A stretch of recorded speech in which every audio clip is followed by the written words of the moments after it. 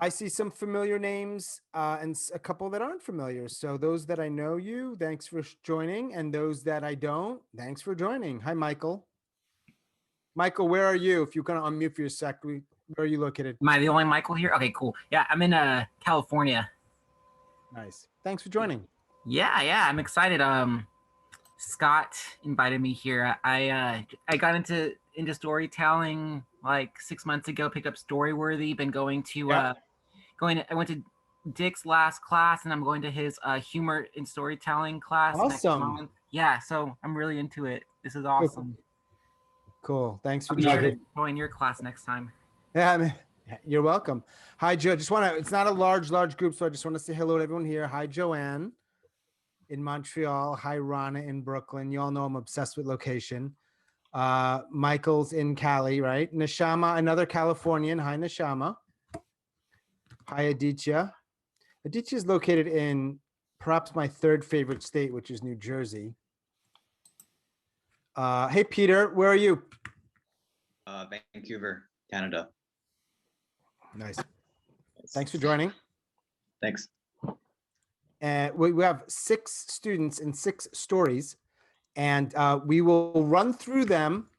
I wouldn't say rapidly, but we're not going to like dilly-dally much in between. And then if you want to hang out after, this is for both student tellers and audience and chat, talk shop. I'm down. If you got a skedaddle, that makes sense too. And I don't have a lot to say. I think most people here, this is going to sound a little weird, know me. You know me. Come on. But I appreciate you being here. I want to just say super massive thanks to our 6 students who worked hard at these stories. Yeah. And took direction and feedback from both me and the other students.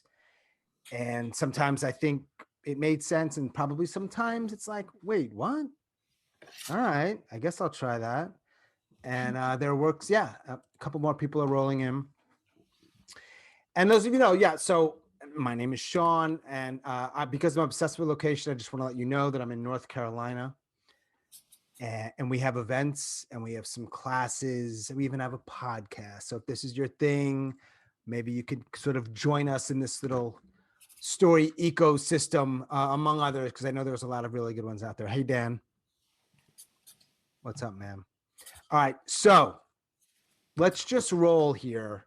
We are going to roll into our first storyteller, Robert DiCello. Robert is in Ohio. I don't want to give too much away about Robert, but I will say he's a lawyer. And he didn't give me permission for what I can and can't say. So I'm like, what should I supposed to say here? I know it's okay to say his work, and he works in the legal field, and he lives in the great state of Ohio, which is probably my 6th or 7th favorite state. And I really enjoyed getting to know you, Robert, and working with you, man. So I'm gonna mute myself and everybody else. No lawyer jokes, no problem, Dan. And Robert, man, the floor is yours. Have some fun. Thank you. So I'm on the side of a ski trail at a small resort in the on the western side of New York, watching the greatest skier that ever lived, my 13-year-old son, RJ. He's in a tuck position heading towards a pile of snow about the size of a toaster or microwave oven with snow on both sides. It's a little jump that he'd set up. And as I'm holding my cell phone and recording this on my video, I realize, we just haven't had many good times together. And this is going to be one of them. And not only do I realize we haven't had many good times together, but this is our first father-son trip, our first time to bond, our first time to, stay out late and don't worry about what mom says, and enjoy and laugh and get to know each other on a deep level. He hits the jump, flies through the air, 3 feet off the ground, 10 feet across, slaps down, perfect landing. And with a push, he's back on the trail, and with a swoop, he's swooshing right down the middle of the trail, which is not what we agreed to. So I look beyond him and I see something in the distance that I've never seen before, never there anyway. It looks like a whale tail curling off the side of the hill, or maybe at the front of a bulldozer with that blade of snow curling towards the sky, blue edges, because it's marked for professionals only. It's taller than a man. And as he's heading right for it, I'm screaming, no! And I actually don't finish that before he's launched into the air, and he's many times higher than a man off the jump. I can see the bottoms of his skis. I see him let go of his poles. I see his body start to tip head first and vanish out of sight. A skier to my right immediately stops skiing and jumps out of his skis and clomps over to where my son must have landed. I'm now on the way, and by the time I get there, which seems like a blink of an eye, I see what looks like a pile of laundry covered in snow. I can make out an arm, I can make out a leg. I can't see his poles, I don't know where his skis are, and I come to his face and I see it scratched and the snow melting on it, and I see he's not breathing, and his eyes aren't even open. He's maybe dead, I don't know. RJ, I say, and at first I'm not aware of how scared I am until I hear the second time I say it, RJ, and it's a panic in my voice. And then the third time I scream it, RJ, and he wakes up, Dad, I can't breathe, I can't breathe, it hurts. And then I try to position him. We go through this for a minute before ski patrol shows up and gets him in the sled and takes him down to the first aid hut. I'm off to the apartment where we had gathered our stuff, and by the time we've gathered the stuff, it takes seconds, it seems like, to gather all this luggage and put it in the trunk and get to the first aid hut where he's waiting for me. His clothes have been cut off and his arms are wrapped in double bandages both sides. We get to the first hospital about 30 minutes later. I go as fast as I can to get there. And during that time, I'm arguing with doctors and I'm fighting with them to tell them what exactly I know they need to do, because I happen to deal with doctors in my profession as a lawyer, and I know a little bit about this, and I know he could be bleeding internally, and I don't want to hear that they don't have the gear. Dad, he says, am I going to be okay? You're going to be okay, buddy. You're going to be okay. Dad, listen, could you just stay here a little bit? Yeah, I'm going to be here. I'm not going anywhere. Don't worry. Are you sure it's okay? Yeah. Dad, I'm sorry. I'm really sorry I ruined our vacation. I wish we could have had some time together. It's okay, Archie, don't worry. And over the next couple hours that we're at the first hospital, he's constantly making sure, checking in with a side glance through the pain, that I'm still there and I am still there. By the time the ambulance arrives, we drive 2 hours. We're going to drive 45 minutes, to Buffalo. And it's while I'm watching him behind the ambulance, because you can see through the windows of an ambulance, I didn't know that. And you can actually see the person sitting in their bed, which I could see him sitting in his emergency bed. And at that time, I felt so close to him. I wanted to be inside that place with him. I wanted to hold him. I wanted to tell him we were going to be okay and get through this.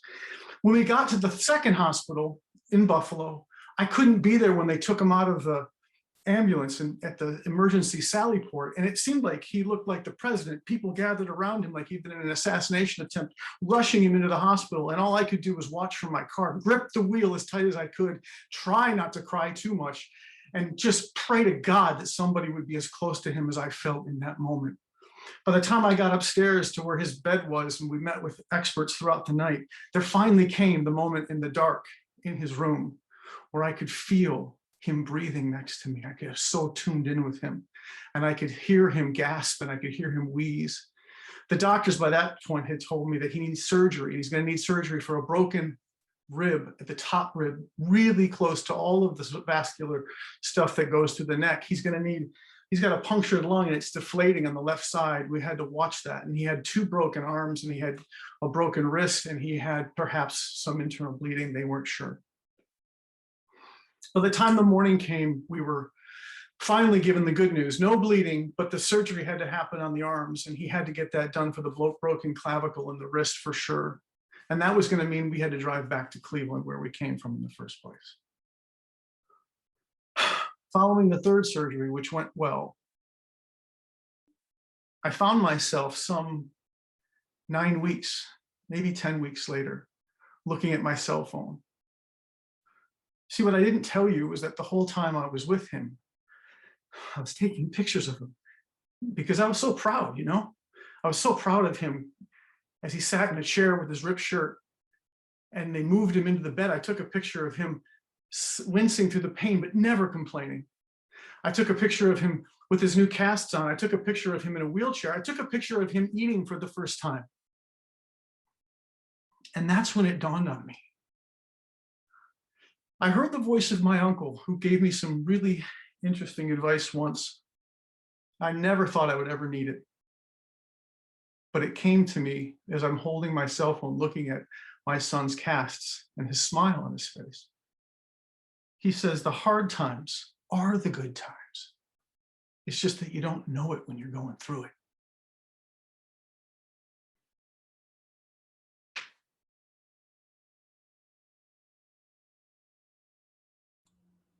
That's it, Robert. Man, how you feeling? How you feeling? Good.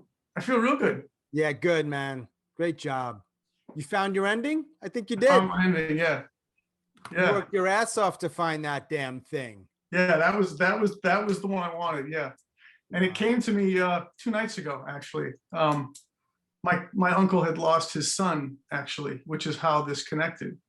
And his son was 21 when he died.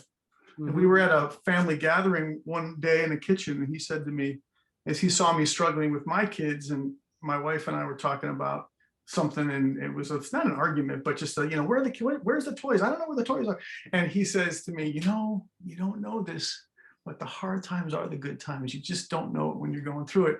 And that's what I realized, that I wasn't deprived of the connection. My transformation was, or my realization was, this story was about my bond to my son. This story was about my closeness. We didn't lose anything. Here I thought all along we did. We had the time we thought we were going to have, just not in the same way. Yeah. I think we've all seen, everyone in the class has seen you really play with the structure of this story a lot. Each single class was like, I'm going to move this in here and try this and try that. And it's getting closer, and it's cool to see that. Yeah, really cool to see that. I hate to sound like trite or cliche, but it's really just cool to see these things develop and come to a place where you feel good about it. One question before we move on to our next storyteller, our next student. What for you was the most, if there was a single most challenging thing in terms of just this whole process, story and the crafting or the telling, whatever it may be? So something that you had said to me, it haunted me.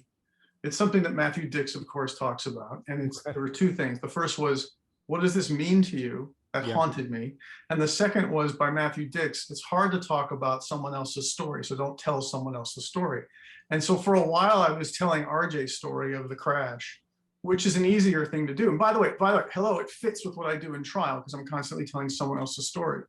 So, with the exception of trial, he says, don't tell that story. So the hardest part was finding the ending and finding really what was the meaning of what had happened for me, and what did this mean? Why was I telling anybody about this? And it was elusive. It was elusive for a while. Yeah.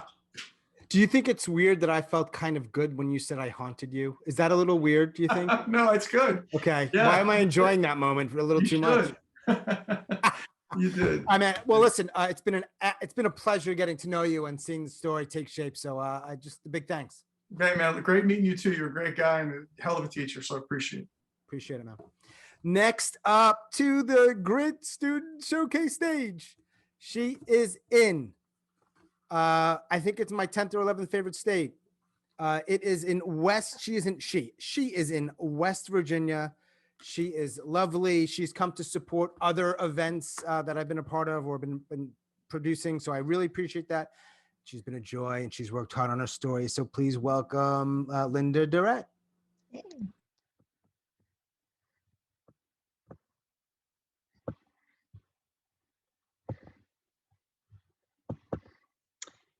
For my 65th birthday, my Uncle Wally decided he would teach me to hunt turkeys. Starting out before daybreak, we hop in a side-by-side, a four-wheeler. We drove a mile across the family farm, down through the cornfield, behind the barn, over the woodland trails, and deep into the forest by the Trout Creek. It is cold, but I was dressed appropriately. I had on multiple layers of warm clothing, hiking boots. I even had a camo hat covering my blonde hair. We crawled in the blind, draped the mossy burlap over the doorway, and settled down on the damp bench. Carefully, silently, I placed my Remington shotgun on the padded gun rest. A short-barreled 20 gauge, easy for a woman to handle and load. I tested the laser scope. Yep, the red dot slipped right over the target on the distant oak tree. Took a long, slow, deep breath. I was ready to be a huntress. So we hunkered down and waited. We had to be so quiet, so very, very quiet. Shh, Wally kept whispering. My eyes were set on the meadow. My ears were tuned to the wind rustling in the witch hazel branches. My dad had gotten all three of my brothers a shotgun for their 12th birthdays.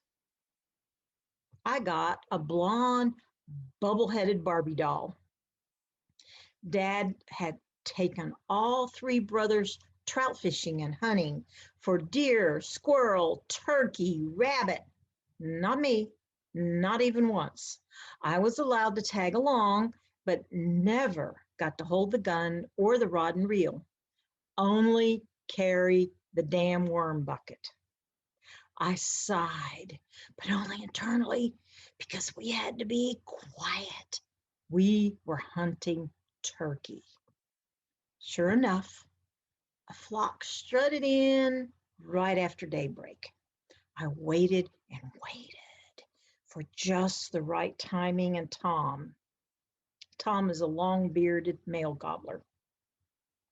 I'm waiting. Wally had instructed me that you had to shoot right through the base of the neck. Otherwise, the feathers will act like slick armor and that shot will slide off sideways. Finally, one young male turkey, a Jake, stuck his neck out at just the right angle. Bam! I let the trigger go. My bird was flopping and flipping in the meadow. I squealed and I jumped out of the blind, dancing all the way over the creek to the bird. Wally loves to share this story with his buddies. He tells them I turned cartwheels and I danced with wild turkeys. I've done that a few times since then. Every bird I ever took a liking to has accompanied me home in my knapsack and graced my dining room table with its roasted presents. Last Wednesday, I went out and bought a rod and reel, pink tackle box, and some shiny fishing lures. Come next spring, I'm going trout fishing.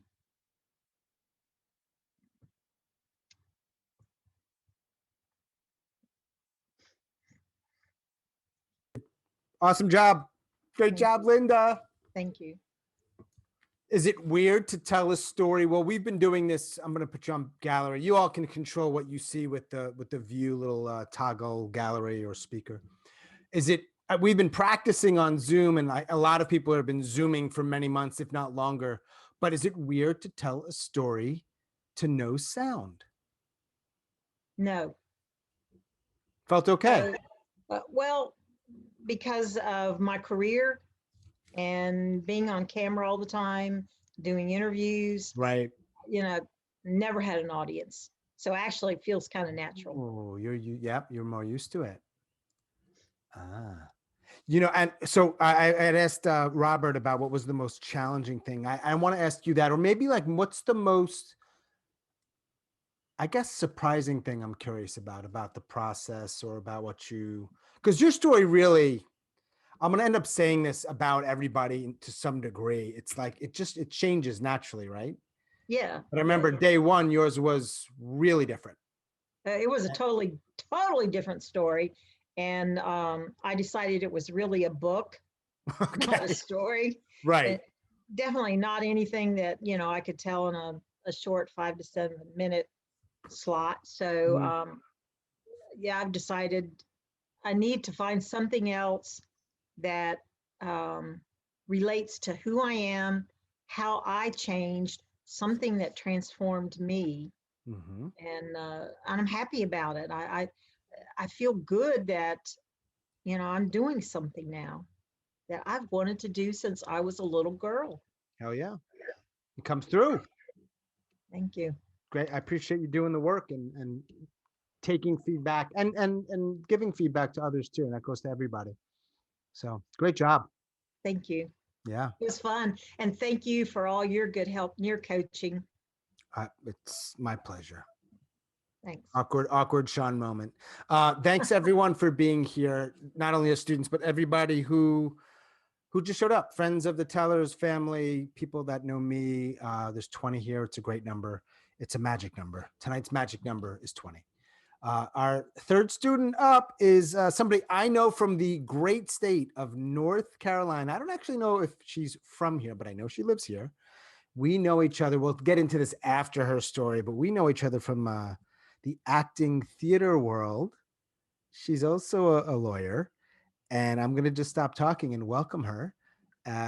Carena Lemons, the stage is yours. Have some fun. Gonna unmute yourself. Yep, you're good. Okay.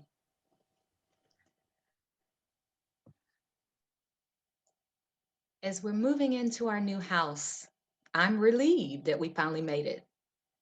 We got here after months of worry and doubt, excitement and disappointment, hope and letdown. But I can't really enjoy the full extent of being in a new home.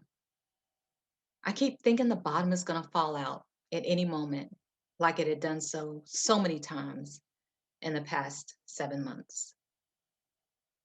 I remember how 7 months ago, my heart was beating so fast and my head was throbbing so hard as I drove to my previous house, dreading what I was going to see.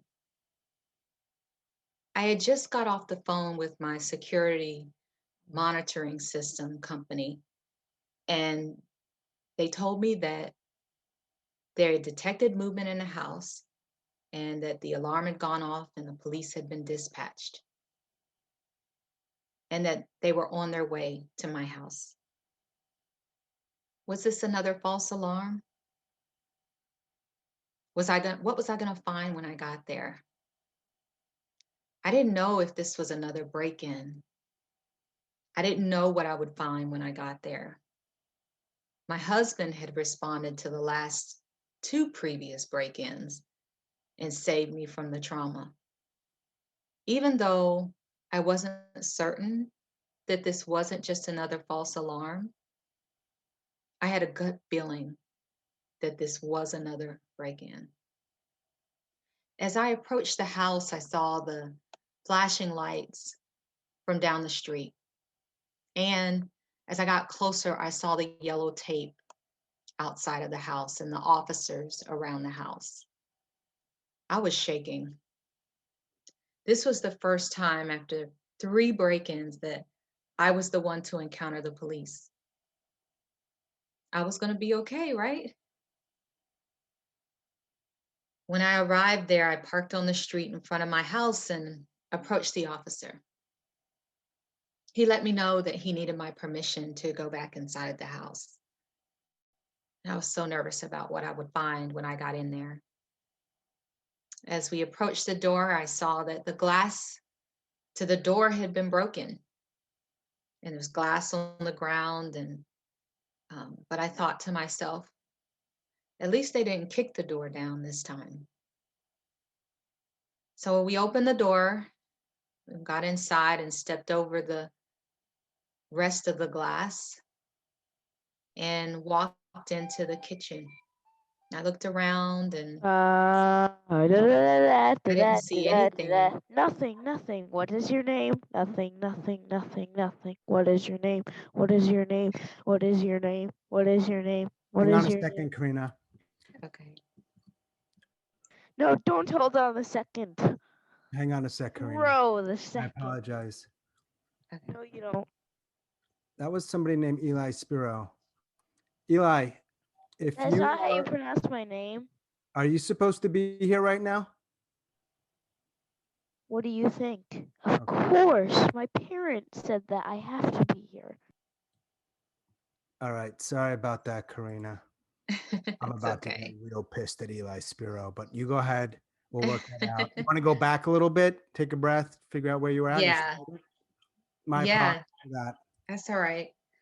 Um, as I walked inside of the house and stepped over the broken glass, I looked around in the kitchen and everything seemed to be the way that I had left it in the kitchen. I didn't see anything out of place. And so I walked into my bedroom and looked and saw that my jewelry was still there and my kids' coin jars were still there. I looked into their bedroom and saw that nothing was out of place. My husband's Jordan sneaker collection was still intact. And then I walked into the guest room and saw that there was a piece from the attic that had fallen down. And I started to get concerned. And the officer told me that they went up there to see if they could find the people that broke into the house. And he said that they weren't able to see anyone. So after looking around, it didn't appear that anything had been broken. And thank God, nothing appeared to be stolen this time. The only thing that was broken was the door at this point. And none of us were home during the break-in. So we were safe. And I'm okay, right? And why am I still shaking? I thought I was okay until I started going through the motions of moving. If I could just get out of there, I could be safe. The process of moving was so stressful and but I knew I needed to get through it so that I could be safe. And we went through the process of fixing up our house so we could sell it. We fixed the broken door in the bathroom to the shower. We fixed the closet shelves that had fallen down. We painted the walls. We replaced the carpets. And all this time, as I waited for these people to come and fix these things so we could sell the house, it was so stressful. I drank.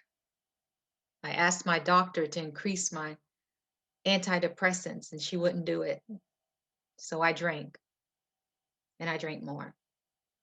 And eventually, we had our house almost ready to sell. So we decided to start looking for another home. And in just a few weeks, we found our dream home.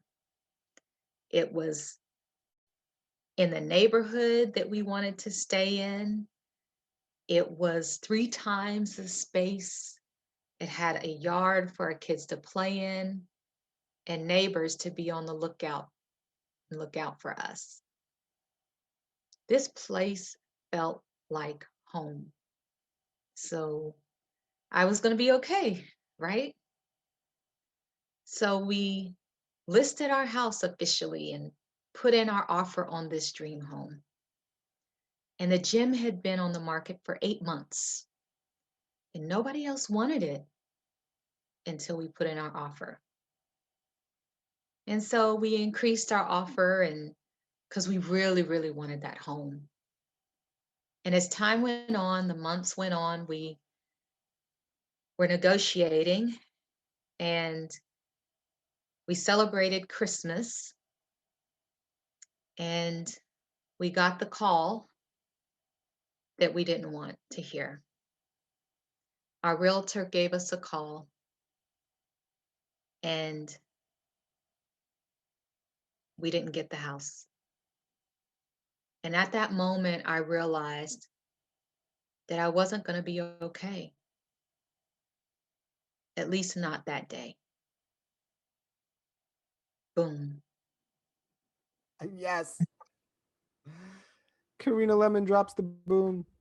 Carena, great job. And what a lovely, unexpected little background music you had there for a little bit, huh? Little background music from a lovely lad named Eli. So thank you but you're a pro. You're good at this stuff, not just the story stuff, but Carena and I know each other. We're both, can I share this, Carena? Yes, We know each other? absolutely. I know Carena because we're both cast members of the Dinner Detectives, which is like a murder mystery group here in the Triangle. So we've known each other for a couple of years now, right? At least a couple of years. Yeah, about 2 years. Yeah. Yeah. And then you found this class, and I'm glad that you did. How do you, I don't want to, yeah, I do really want to applaud you, not only for the story, but the way you handled that particular moment. But how do you feel right now?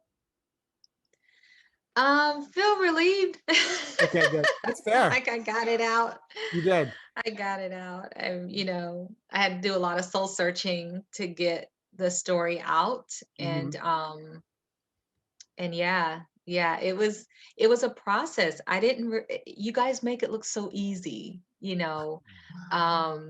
I watched some of your 7x7s and Yeah. 99-second slams, and I was just like, oh, that is so cool. I want to do that too. And you know, You just did. so it is tough. It's definitely not easy. It's not the thing that you just write something and you just talk, but great storytellers make it look that way. So Yeah, I always think, there's a, hang on one sec. I think is anybody, oh, is that maybe a little background noise on your end? It's fine if it is. I just want to make sure we don't have any more Eli's roaming around. no, I don't hear anything back on my side. All right. Yeah, I always think that, yeah, there occasionally people can just like wing it and nail it, whether it's at like a slam or even like once in a while you do that and you're just crushing it with your friends at the dinner table, but it's rare. It takes work and practice and crafting, usually, right? But I appreciate Yes. the work you put into it. And I know, like everyone in the class, I mean, you really were trying stuff. Yeah. Feedback. I loved the fact that we got the feedback from the different people in class, because it really, really helped me. I definitely, the people in the class are representative of the audience. Correct. And, if anybody comes into this process, with a big ego and not wanting to accept feedback, they're in the wrong class, because your audience is the one that needs to like and be able to understand your story. And if they don't get it, then you need to keep working on it. Correct. For sure. Yeah. Well, thanks again for joining the class and then telling the story, crafting it, telling it, and giving the feedback that you gave to the others as well, because it was all valuable. So thanks. Thank you for being a great teacher. Hey, I'm trying. And for doing this for us. I mean, like, I'm sure you got other things to do. This is what I do, man. This is what I like doing. Save Eli Sparrow wherever you are, Eli. I know you're not getting any more attention from me, Eli Sparrow, but yeah. All right, next up. Aditya said you don't have anything else to do. Not much. Aditya, that was supposed to be just between you and me. You don't share that with the world. Addie's in New Jersey. That's all I can say. It's enough said. All right. So our next storyteller / student is up in Michigan. I have known her for almost a year. Wow. Coming up on that. Not a year, but getting towards there, right? We met after the lockdown. We've had some really good conversations, and you've been involved in the storytelling thing for a little bit of time now. So I'm glad that you were to take the class. And that's all I've got. Up in Michigan, Cheri Lynn, take it away. It was 1979, and I was going to be an aunt for the very first time. I was 12 years old, loved kids, especially babies, and I would look for babysitting jobs all the time. So when my big sister, who was serving in the Army in Georgia, was newly married and pregnant, I figured it was a win-win for me. When the time came for my sister to give birth, I was super excited. But the baby girl was stillborn. I just couldn't wrap my head around it. And I was so upset that I ran out of the house in the pouring rain to the park, sat under a tree, bawling my eyes out and cussing at God.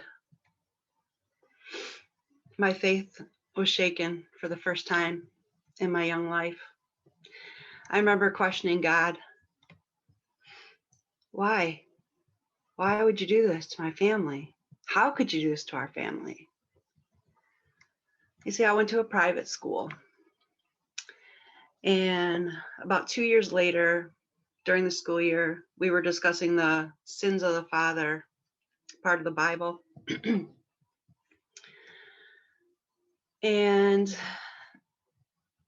my teacher was saying that a baby that dies before baptism inherits the sins of the father and therefore goes to hell. I wasn't understanding and basically challenged him over and over again. That can't be what this chapter means. But I kept challenging him. So I got paddled and suspended for 2 days. But it still didn't matter what the teacher said. In my mind, he was wrong. But my faith was incredibly fragile now. And I even struggled to pass 8th grade until I moved into public school. So now we fast forward 2 years. Yeah, I'm about 16. My sister and I are at my mom's house. We're having a couple of wine coolers and we're sitting on the floor talking to each other when she decides to tell me that her baby didn't die. That due to pressure from someone in our family, she decided to give the baby a better life elsewhere because she was a mixed ethnicity. Now, I said, wait, what? This doesn't make sense. We're not a racist family. Also, I cursed God out because you told me that she died.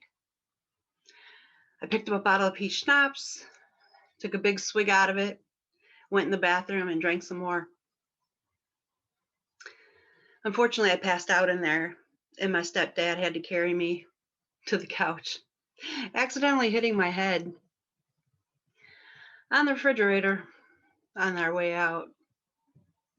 This was the first time that I'd ever drank more than a wine cooler, and I promised myself that I would never do that again, but don't we all? But ever since that day, I prayed to God that we could either find her or she would find us. I thought of her pretty much every day, but it seemed that my prayers would go unanswered.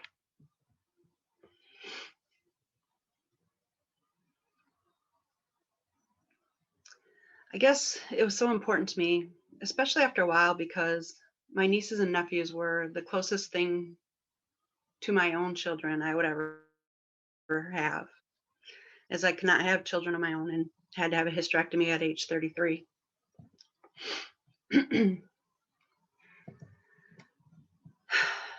Now let's move on to the summer of 2020, because that is when something amazing happened. My niece found us. She did the Ancestry.com thing, and she just wanted to know her ethnicity. But when she did the Ancestry.com thing, a match came up to her great uncle, Dave, who lived in northern Michigan. She went back and forth on whether to reach out or not. But she said that something wouldn't let her let it go. I say that was God. So she ended up calling him and left a message. Then on July 4th, he called her back. And they talked for a while, but he didn't know that she had been put up for adoption. So he told her he had some nieces that had been in the Army and would check with them and let her know. So my sister happened to be up there at our step-parents' house that's right next door to my uncle. He walked over, asked my sister, and she confirmed that she did give up a baby girl back when she was stationed in Georgia 41 years ago. So my sister called her back, and they've talked every day for weeks. They talked every day for weeks. And they still speak often. However, I didn't find out until a few weeks later. I was really hurt, but I figured I'd call my sister, just ask her about it and ask if it was okay if I contacted my niece. And she said yes. So I wrote my niece a letter. I was nervous, but excited at the same time. And she wrote back, at which point I was just elated. Let's face it, you know. We've been slowly forming a relationship through Facebook. And I think that we formed a nice bond so far. I love her so much, but truth is, I loved her from the time I found out that she was alive. I mean, how could you not? So her name is Cynthia. She was adopted by an African-American couple, had a good life with love and family surrounding her. When she makes certain faces, I see my sister. She has my sister's big blue eyes, or I'm sorry, big eyes, brown, not blue. She makes these smiley, smirky faces, and I see my sister right away. It's like, boom, that's Candy. So she's just beautiful. She's beautiful and smart. She's an LPN working to become an RN. She works with the elderly, has a strong faith in God, and is just a great person. To say that I was thankful or happy when I found out would be a huge understatement. I was incredibly thankful that God had answered my prayers. Sadly, due to COVID, we've yet to meet face to face.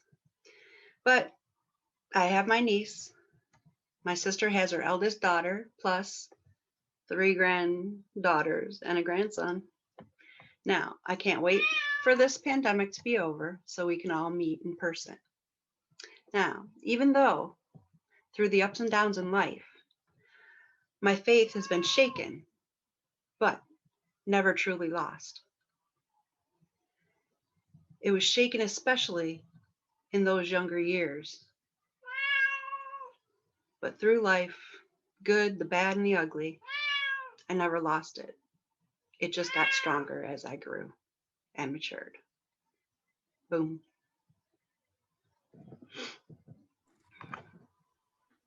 Thanks, Cheri. Cat has something to say about that too, huh? Huh? Is that your cat that was talking to the Yes, background? my cat. I'm sorry, everyone. Oh, it's okay. Again, I'm like, wow, she handled that well. Good job. Great story. And again, like I'll say this to everybody, but I mean, I wouldn't say it if I didn't mean it. I appreciate you just crafting and recrafting and trying. And I know you shared with me, I believe this is a hard story. Yeah.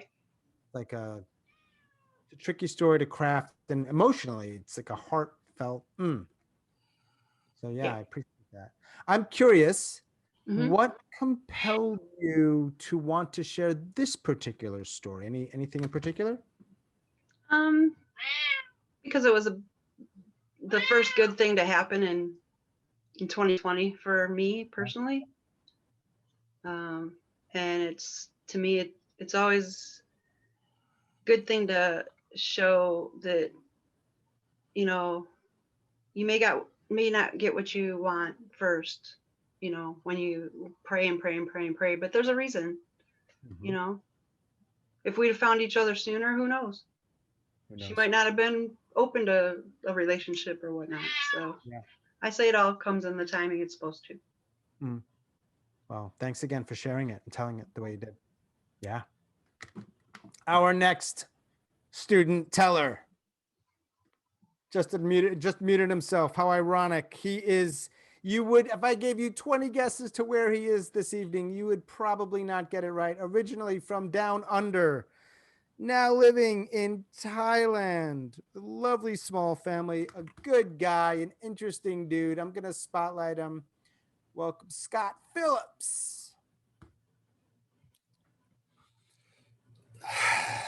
So it's April 9th, 2006. It's my first day in a 5-year sentence, and I'm in a super maximum facility in Australia waiting to get transferred to my new home.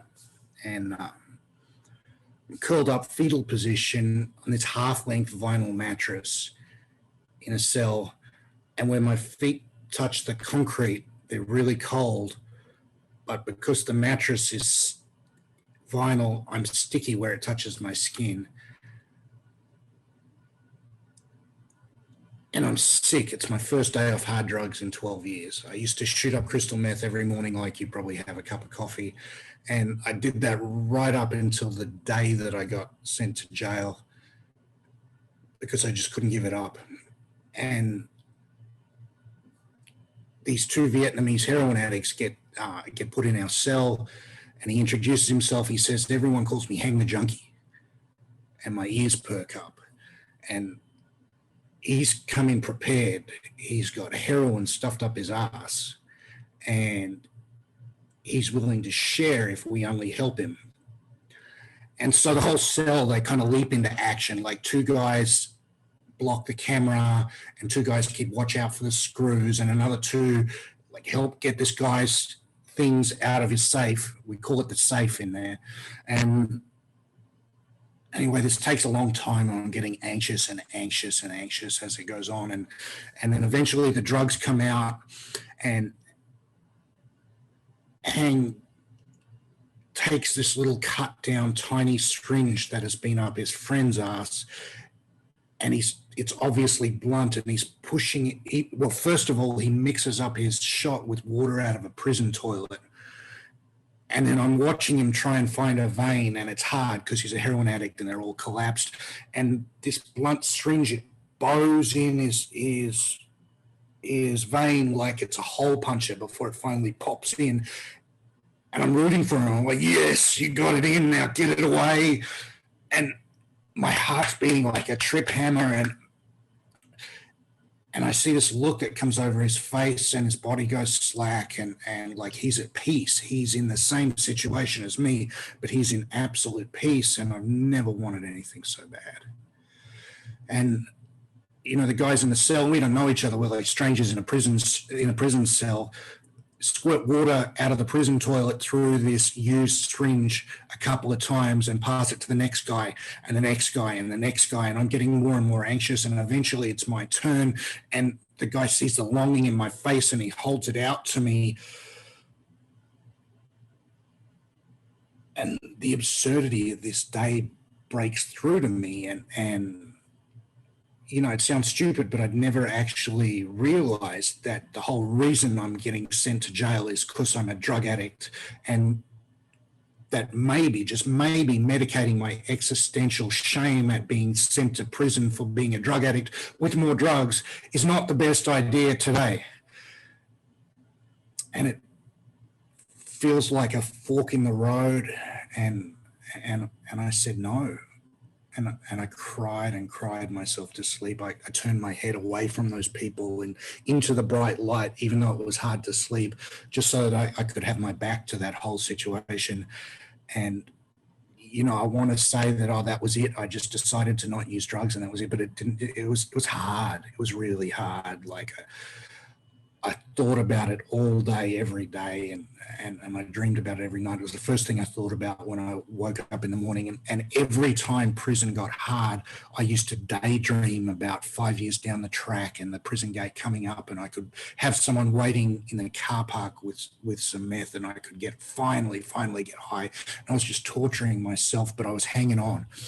And then I'd just done Pride. I strung together a few weeks, and then I had some time to protect, and then eventually I got out of prison, and that time I had away from drugs seemed like the most precious thing I owned, and it was the only thing I owned, actually, and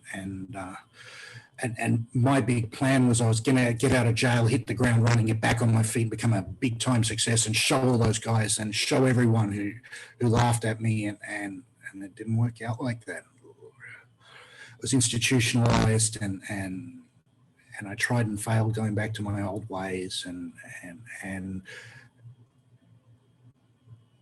never used drugs, but the first 10 years was a series of small wins and small failures. And it was a small life. It was an everyday life. And it wasn't what I had planned at all. And then, eventually it seemed like the most sensible thing I could do was just gain some acceptance around my new reality and just adjust to it and carry on. And then once again, I was close to defeat, and I rose to my feet.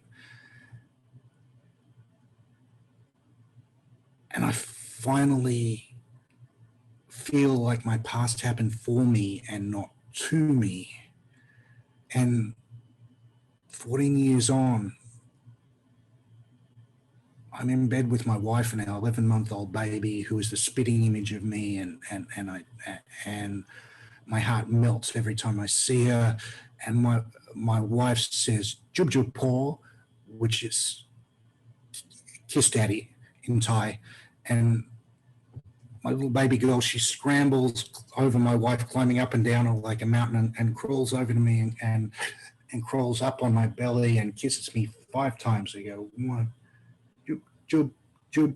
And my wife is saying, "Jub, jub," and she keeps kissing me. And then she curls into me on my chest and cuddles into me hard, and as much of her skin as she can get is touching me. And I reach out with my hand, and I'm holding my wife by the hand, and 5 years after we married, she's still the most beautiful woman I ever laid eyes on. And yeah, that's it. Boom. Phillips. Good job, man.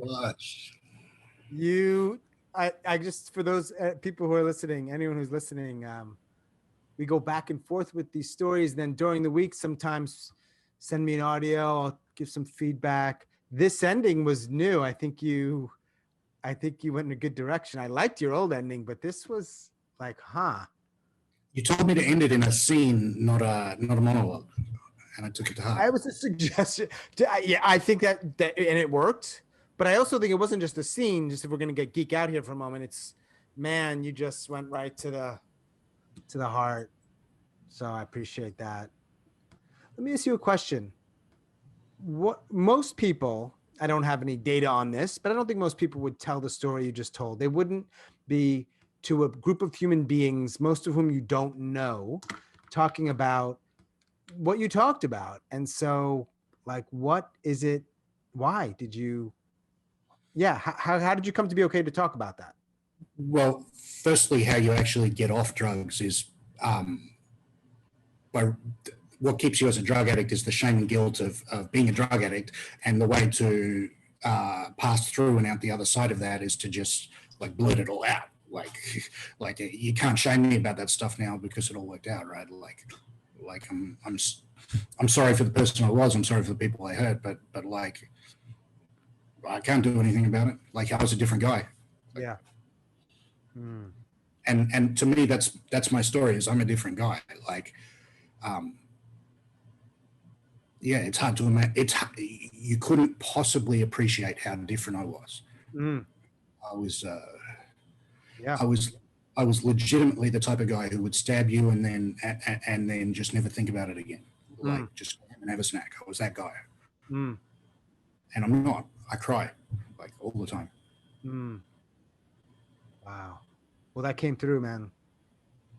That comes through in the story when you guys, oh man, I'm not going to get all didactic here, but like crafting and recrafting, it's like, like that change in 5 minutes, man, from where you started the story to where you ended the story. That's a change. That's the change. I'm so grateful to you for giving us the feedback and taking us through this and showing us how that recrafting process is so interesting, and how my story started off from this like cheap laughs, yuck story with lots of drugs out of the ass and things like that into actually a real story with actual feelings. Mhm. Yeah, Yeah. I'm really grateful to you and for everyone else in the workshop, and I've really enjoyed your company, and I've enjoyed getting to know you, and I appreciate you. Likewise, man. Likewise. And truly, like if I did anything or said anything that helped that along, I'm glad to have done it. But really, you did it. Like you busted your ass to write and rewrite the story, and you were willing to talk about some of these things, and it's just good to see, man. So I really appreciate you and the story. So thanks again. Our final storyteller this evening has been waiting patiently. She's also in Ohio. She loves music. She likes white hats, and she might have the nicest background of anyone tonight. I'm going to spotlight her. Please welcome Christine to the stage. Recollect.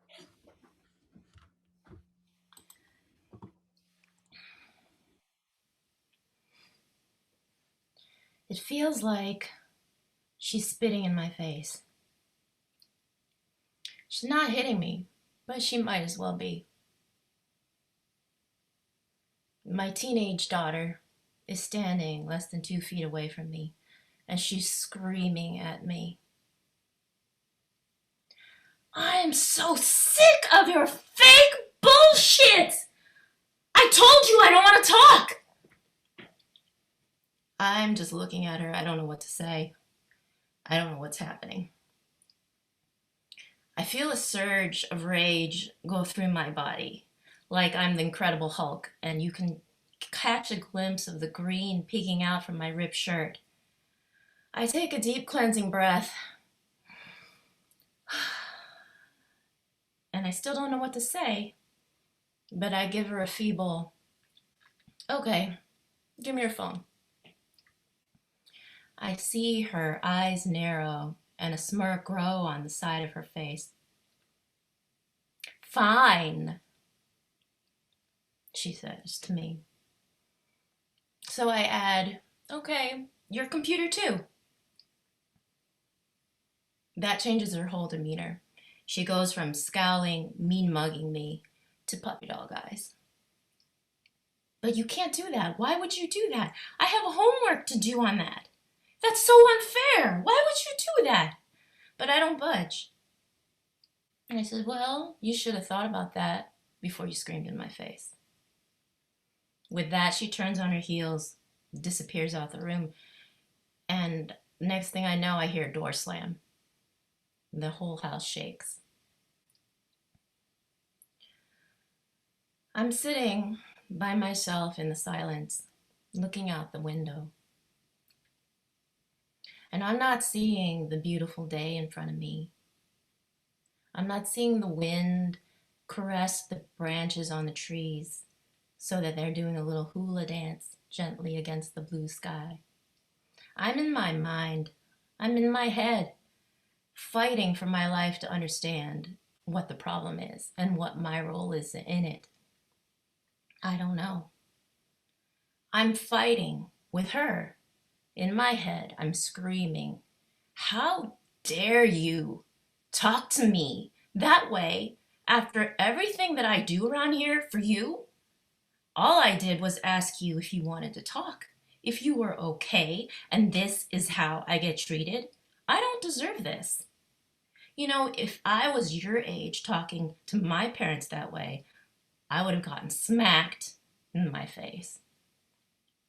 I would have been shamed for hours, judged, until I said sorry. I paused for a moment because something doesn't hit me right. I don't want to hit her in the face and judge her for hours. I don't want to shame her till she apologizes. But what do I do? What have I done? Did I spoil her? Is it my fault? Then I feel myself go from my own throat. I'm attacking me next. You're the problem here. You know, she's not the problem. You are the problem. This is your fault. You don't know what you're doing. You know, if your husband were here, he would know what he was doing. He'd know exactly what to say. Make this all go away in like 5 minutes. But you don't know. Your parents didn't treat you well, and they didn't teach you anything good. How would you know? I think there's something wrong with you. I snap out of it and I'm back in the kitchen. I'm quick to call her back downstairs to try to heal this. I'm not aware of it, but I still have one hand on my throat, blaming myself, and the other hand is covering my eyes and in confusion. What I'm about to say next is just going to make things worse, inevitably. But I take a stab in the dark anyway.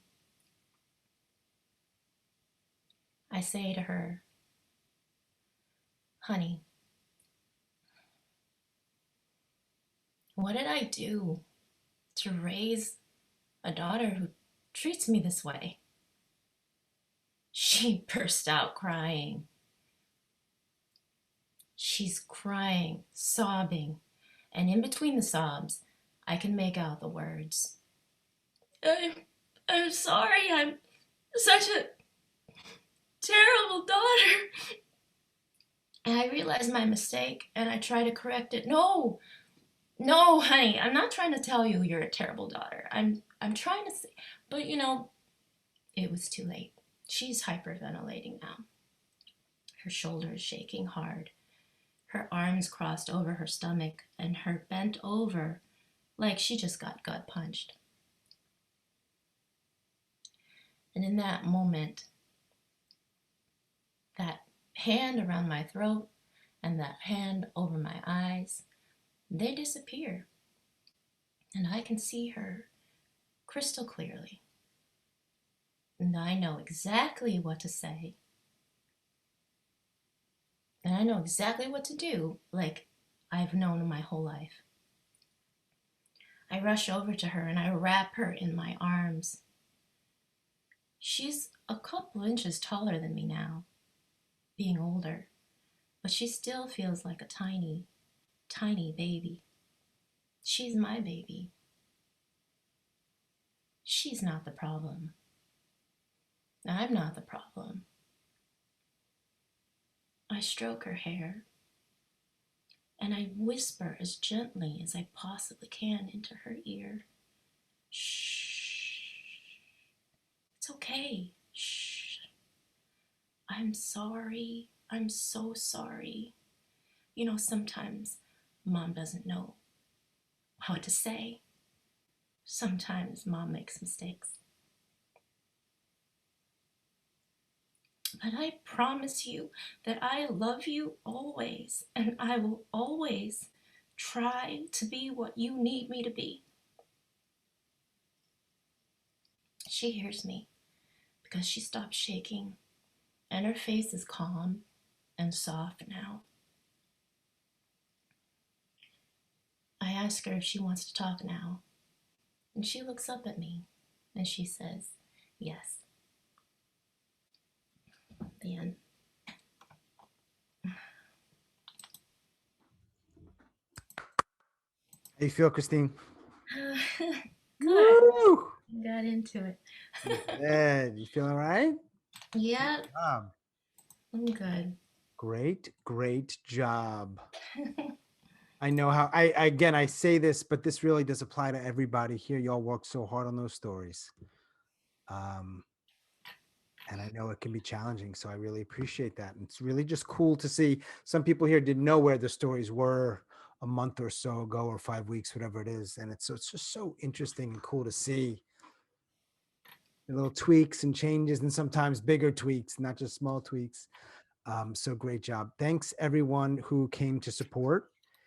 And but my biggest thanks goes to the 6 people who took the class and busted their asses, and it showed up tonight, and I just appreciate y'all so much for it. So thank you. I'm gonna put in the chat the group. It's a Facebook group, so that's where most of my stuff is housed for now. I know it's not ideal.